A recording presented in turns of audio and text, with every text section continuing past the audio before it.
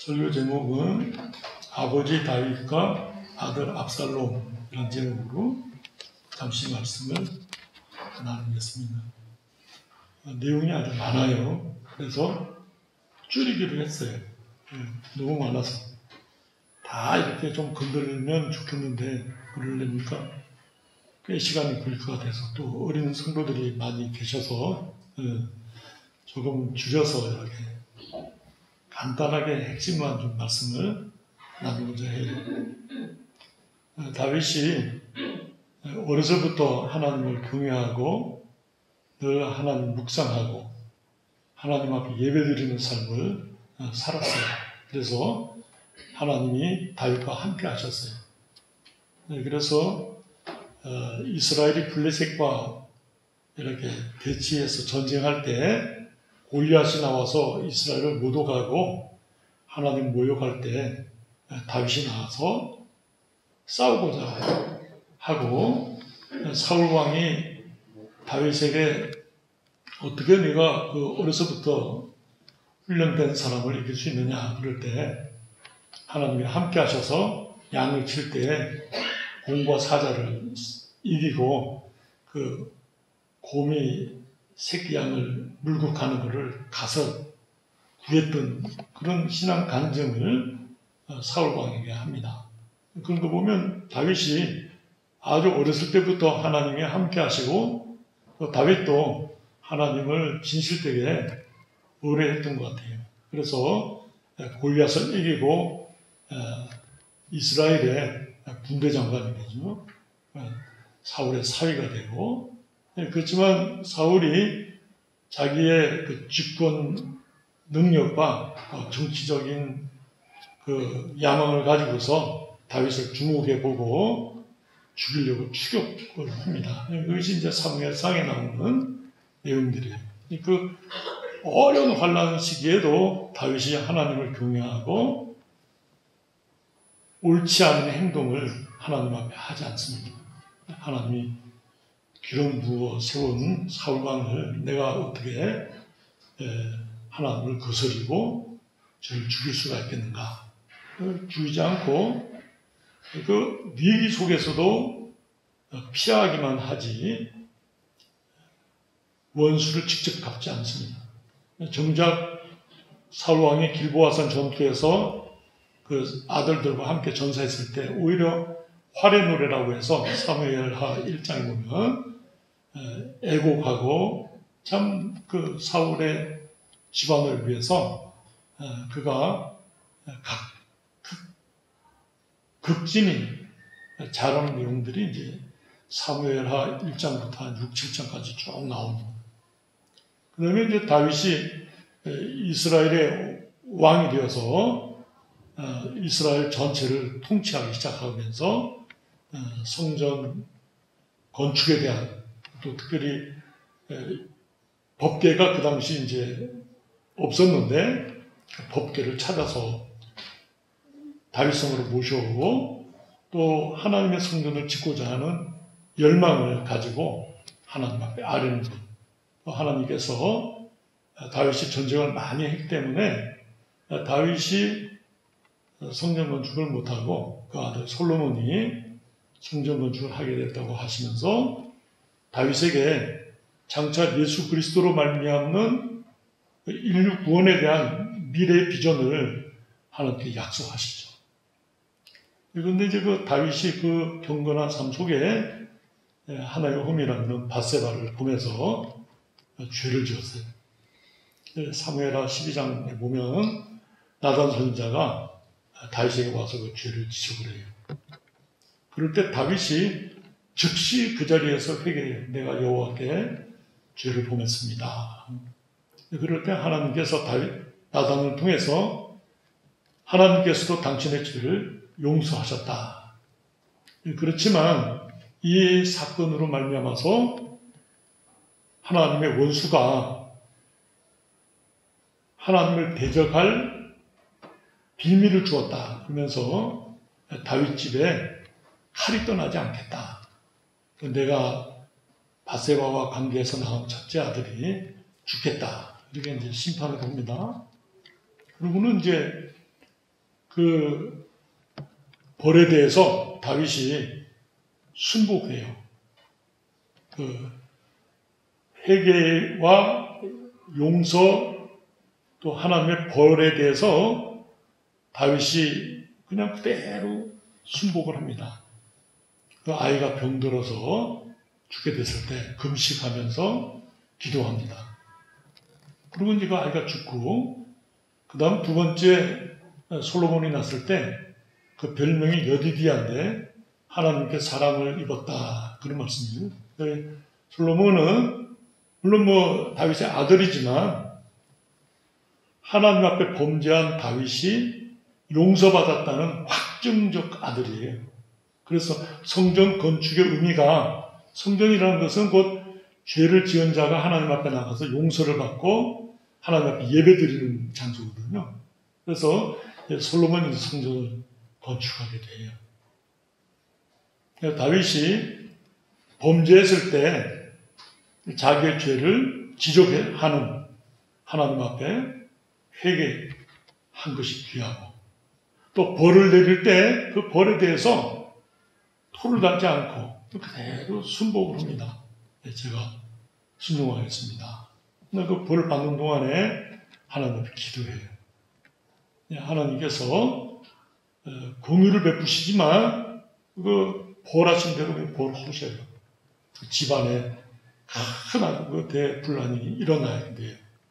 그러면서 이제 사무엘하 13장, 14장을 가면 맏아들 암논이 압살롬의 누이 다말을 짝사랑해요. 그러다가 너무 심각하게 짝사랑을 해서 병이 들어요. 근데 이 다윗의 형 시므아의 아들 요나답이라는 아들이 있었는데 아주 간교하고 정말 나쁜 놈이에요. 저희가 성경책에 나쁜 놈 요나답 이렇게 써놨어요. 그놈이 암논에게 말하기를 다말로 하여금 자기 집에 와서 과자를 구워서 입에 먹게 하도록 이렇게 계획을 세우고는 다말을 취할 수 있는 방법을 이야기를 해줘요. 암논이 아버지 다윗에게 청해서 허락을 받아가지고는 다말이 자기 집에 와서 떡과 과자를 만들어서 먹게 해주는데 그 현장에서 성추행해버려요. 다말이 이거 옳지 않다 그러면서 한병을 오는데 뭐 억지로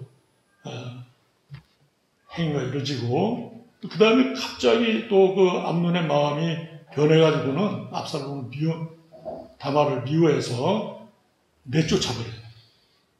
모욕하고 멸시를 해요. 다말이 울면서 압살롬에게로 가면서 암논의 그 죄가 성추행보다 그 뒤에 행한 그 행위가 또 악하다 그러면서 압살롬에게로 가는데, 압살롬이 그 일에 대해서 형의 잘잘못을 따지지 않고 침묵해요. 2년 동안. 그러다가 2년 되는 때 양의 틀을 깎을 때 추수하는 것과 같은데 잔치를 베풀면서 왕과 다윗과 그 아들들을 초청을 해요. 다윗이 가지 못하겠다 그래요. 암논을 좀 특별히 초청한다. 그 다윗이 허락을 해요. 암논이 가서 압살롬에게 축제 때 참여하는. 근데 그 압살롬이 암논을 초청을 하고는 자기 압살롬의 그 호위 부대를 동원해서 암논을 압살해버려요. 그 자리에서. 그리고는 그 일로 인해서 이 압살롬이 자기 외할아버지가 있는 그술 나라에 도망가버려요. 달메에게로 도망가버려요. 그술은 이제 아람 나라 중에 한 도시 국가인데 아주 조그만 도시 국가예요. 근데 달메에게로 도망가서 3년 동안 있어요. 그동안에 이제 암논의 죽음과 또 그 사건의 모든 전말이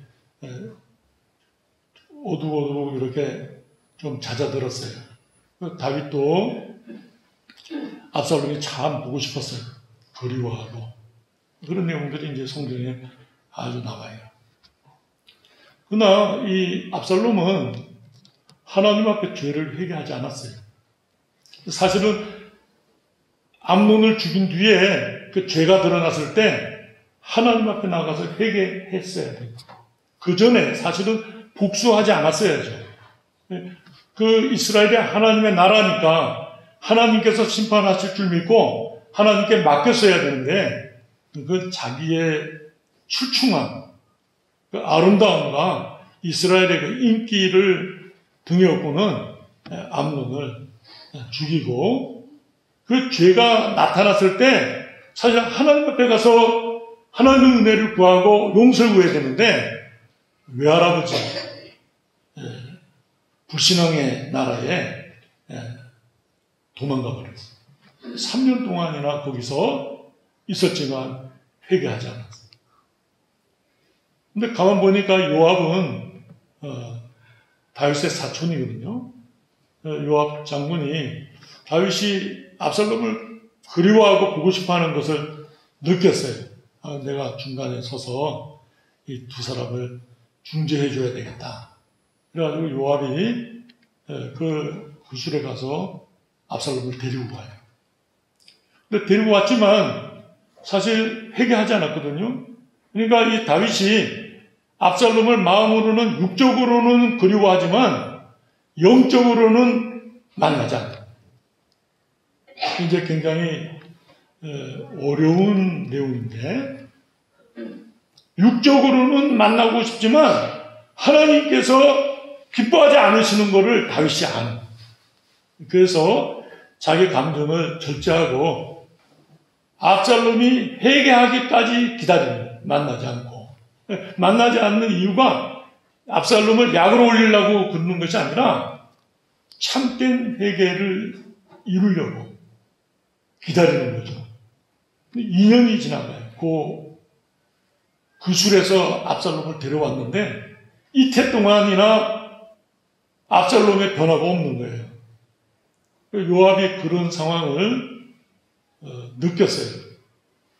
압살롬이 사람을 보내서 요압을 만나자 그러니까 요압이 응해주지 않았어요. 한 번 보내고 두 번 보내고 안 만나주니까 요압 밭에다가 그냥 불을 질러버린 거예요. 그러니까 뭐 천사 요압이 와야죠. 왔더니 내가 어찌 나를 구술에서 데려오고 아버지 다윗을 만나도록 네가 힘쓰지 않느냐. 차라리 내가 이것 때문에 죽겠다. 이렇게까지 아주 극단적으로 나가니까 이제 천상 아버지와 이 다윗이 만나게 돼요. 만나지만 압살롬은 회개하지 않은 상태죠. 이제 어려움이 이것이야. 우리도 저희 가정에 이와 비슷하지는 않지만 뭐 이런 건이 한 번 있었어요. 그 어머님께서 그 중재를 좀 해줘야 되겠다. 그래서 제가 이 말씀을 하면서 절대 중재하시면 안 됩니다. 어머님 그 자격이 없습니다. 그래서 설명을 했더니 어머님이 알겠다고 그러고는 안 하셨어요. 회개하기 전에는 중재하면 안 된다. 참 심령이 통회하고 상하고 하나님 앞에 자복하고 하나님의 은혜가 없이는 살 수 없는 줄 인식하고 하나님 앞에 나오기 전까지는 인간적인 육정을 더 가지고는 화해해서 회복되겠는가? 회복되지 않죠. 압살롬이 하나님 앞에 끝까지 회개하지 않았어요. 하나님을 찾지도 않았어요. 하나님 앞에 나아가서 부르짖지 않았어요. 그러나 다윗은 바세바 사건으로 인해서 시편 51편을 보면 아주 깊게 회개해요. 그 사건에 대해서 오래도록 잊어버리지 않아요. 나중에 다윗이 나이가 많아서 몸이 차가우니까 신하들이 어린 동료를 넣어서 몸을 따뜻하게 할 때도 거기에 성경에 특별히 썼어요. 동침하지 아니하니라. 경건했어요. 압살롬이 하나님 앞으로 나가지 않고 그 자기 외할아버지 그술왕에게로 간 것은 치명적인 실수예요. 불신앙의 나라의 왕에게로 가서 피해 입는다고 해서 그 죄가 용서되는 것이 아니에요. 또 그 죄를 이길 수 있는 것도 아니에요. 자기가 인생으로서. 사실은 하나님 앞에 나와서 용서를 구하고 하나님의 은혜를 입어야 참되게 살 수 있는 것인데 용서도 받지 않았고 은혜도 입지 못한 거예요. 우리가 성경에 있는 대로 보면 반역해서 다윗이 정말 그 온 전 생애 속에 그와 같이 큰 위기를 만난 적이 없어요. 맨발로 예루살렘을 도망을 가서 탈출을 하죠. 그 아이도벨이라고 밧세바의 외할아버지인데 다윗의 장자방이에요. 그 아이도벨이 이 압살롬과 옹립을 붙어가지고는 다윗을 죽여보는데 다윗이 아주 겁을 확 먹어요. 성경에 보니까. 하나님 그 아이도벨의 모략이 서지 않도록 아주 기도해요.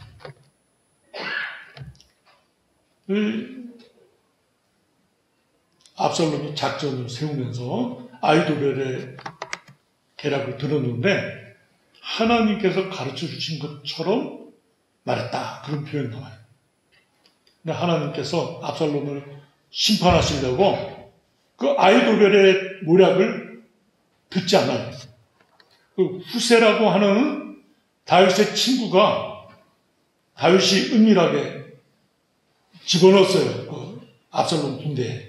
후세가 압살롬에게 좋은 말로 내가 아버지 왕을 섬겼던 것처럼 그 아들 당신을 섬기는 것이 합당치 않은가?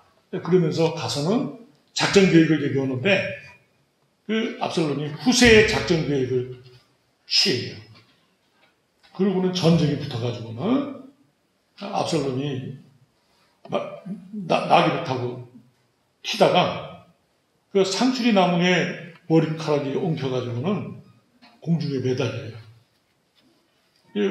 상추리 나무에 머리가 엉켜서 매달리면 칼로 이렇게 하면 되지 않겠어요? 그렇게 안 했을까요? 대답 한번 해보십시오. 했는데도 매달릴 정도로 머리카락이 아름답고 많은 거예요. 여기 머리를 깎아서 왕의 저울에 달았더니 200세겔이라고 그랬잖아요. 1세겔이 11.7g이에요. 200세겔이면 220, 한 2.5kg 머리카락이 2.5kg 되려면요 아마 머리카락이 이만큼 해야 머리카락이 돼요. 고사리 2kg도 많은데 2.5kg 머리카락인데 2.5kg 그게 상추리 나무에 걸린 거예요. 칼로 아무래도 벗어나지 못합니다. 요압이 명해서 요압의 그 젊은 군사들이 찔러서 압살롬이 죽어요. 다윗이 그 전쟁 보고를 받으면서 젊은 압살롬이 어떻게 되었느냐. 막 통곡해요. 그 다윗의 통곡의 내용은 설교요약 3번에 2번 동그라미에 썼는데 반역자로서 회개하지 않고 죽어서 영원히 멸망한 것에 대한 탄식이 그놈이 하나님 앞에 나가 용서를 받고 은혜를 입었어야 되는데 그 기회를 놓친 거죠. 얻지 못한 거죠. 그렇게 주인이 된 것에 대해서 탄식합니다. 안타까워. 아버지지만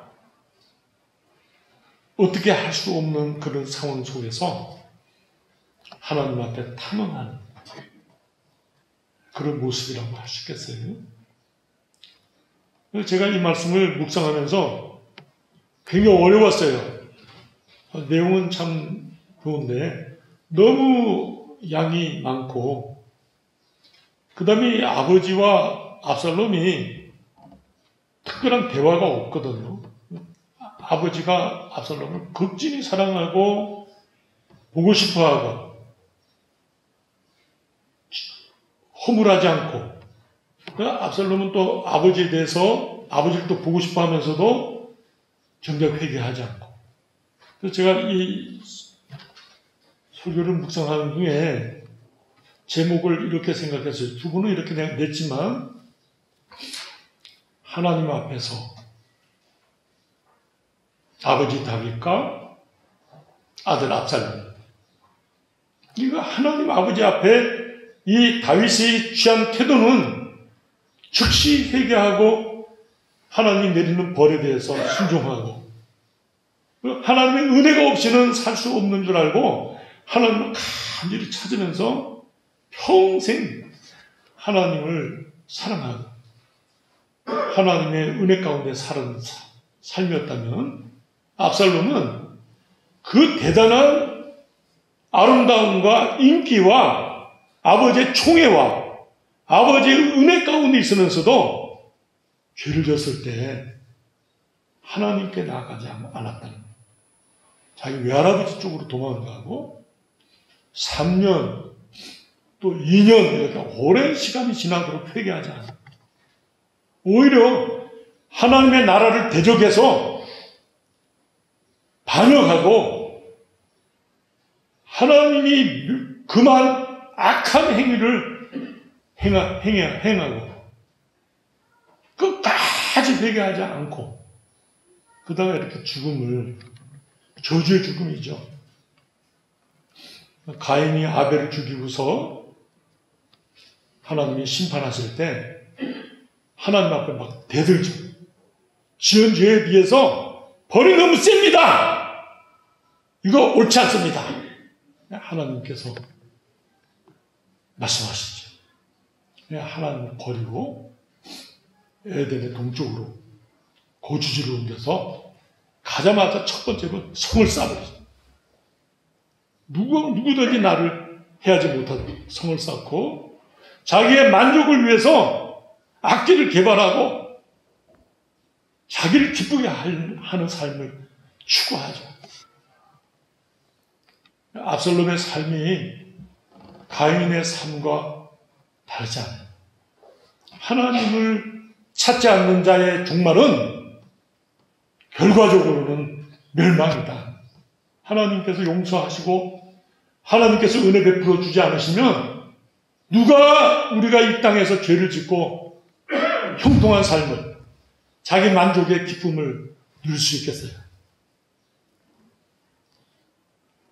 제가 이 말씀을 묵상하면서 이런 생각이 들어요. 우리가 죄를 뉘우친다고 착한 사람이 될 수 있는가?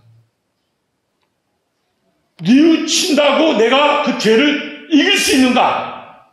절대 그렇지 않다고 생각합니다. 사도 바울이 오라 나는 공부한 사람이로다 이런 고백을 안 했을 것 같아요. 그는 철저하게 사도 바울은 자기 죄를 싸웠거든요. 그럼에도 나중에는 사망이 왕노를 합니다. 내가 사망에 잡힌다. 죄에 내가 멸한다. 이런 표현을 썼거든요. 우리가 하나님 앞에 나와서 용서를 구하고 회개할 뿐만 아니라 하나님의 은혜가 없이는 내가 하나님의 사람으로 살 수 없는 줄 인식하는 것, 그거 굉장히 귀한 것이에요. 하나님 앞에 나와서 은혜를 구합니다. 내가 훌륭해서 죄를 이기는 것이 아니라 하나님의 은혜로 죄를 이기는 자, 참 하나님 앞에 복을 받은 사람이다 깨닫게 됩니다. 베드로는 예수님의 말씀이 생각이 나서 통곡하면서 나중에 예수님이 내가 나를 사랑하느냐 그럴 때 너무나 자신이 없어서 주님이 아십니다. 그렇게 말했어요. 가룟 유다는 자기 죄를 뉘우쳤어요. 깨달았어요. 그러나 예수님께로 나가자. 하나님 앞으로 나가지 않고 극단적 선택을 해버렸습니다. 이건 저주의 사람들. 우리가 어떤 일들을 행했을 때, 그리고 그 결과가 나타났을 때 해결 방법은 하나님 앞에 나가. 하나님, 제가 하나님 앞에 나왔어요. 불쌍히 여겨주세요. 용서해 주세요. 그 은혜를 구하는, 상하고 통회하는 마음으로 하나님을 찾는 자에게 하나님이 함께 하겠다. 하나님께서 다윗의 생애는 나중에 신약에 와서 스데반이 설교하면서 다윗을 보고 하나님이 내 마음에 합한 사람이다. 그렇게까지 하나님이 다윗을 인정하셨습니다. 압살롬은 그런 은혜의 아버지를 두었으면서도 깨닫지 못했다. 잠언 제가 이 설교를 가지고 묵상을 하면서 잠언 1장부터 31장까지 미련한 자와 악한 자에 대한 글을 쫙 한번 써봤어요. 이 노트로 쫙 써봤는데 압살롬하고 딱 맞아 떨어지는 내용인데, 그러니까 악한 자와 미련한 자의 행위가 압살롬하고 다르잖아요. 미련한 자와 악한 자에게다 압살롬은 하고 이렇게 써붙이면 다 맞아떨어져요. 하나도 아니오가 없어요. 우리가 하나님 앞에 바로 서는 것, 하나님을 찾는 것, 하나님 앞에 나아가는 것이 소망 있는 삶이다. 기도하시겠습니다. 하나님 아버지의 은혜를 감사합니다. 저희들의 허물과 죄를 용서하여 주시고 바르게 살아갈 수 있도록 교회와 성도들과 또 귀한 말씀을 주시고 날마다 주님을 찾을 때 주께서 은혜를 주시고 응답하여 주시니 그 말씀을 깨닫게 해 주시니 거룩함을 향하여 나아갈 수 있도록 붙잡아 주신 은혜를 감사합니다. 하나님 아버지, 우리가 어떠한 죄를 지었더라도 그 죄를 해결할 수 있는 분은 하나님밖에 없는 줄 알고 하나님 앞에 나아가 엎드리는 죄들 되게 하여 주시옵소서.